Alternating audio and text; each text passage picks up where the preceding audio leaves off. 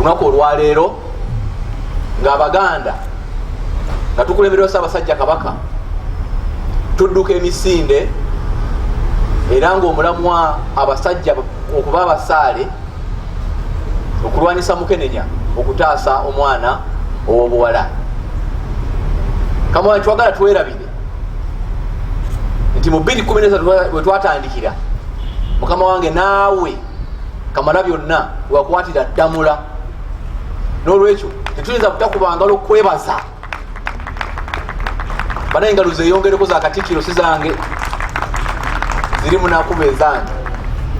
Kama wange twagala okwebaza okuba omusaale ng'otukulembedde nga tugoberera Ssaabasajja Kabaka ebiragiro bye okulaba nga tukola omulimu guno.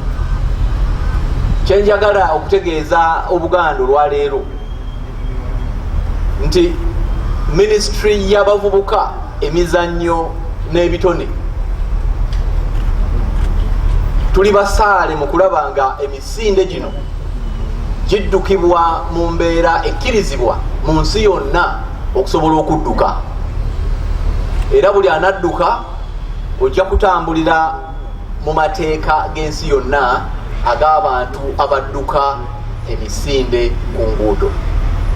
N'olwekyo musuubire okusanyuka okutali kwa bulijjo, musuubire okujjanjaba okutali kwa bulijjo, era mbakubiriza mugule omujoozi mangu.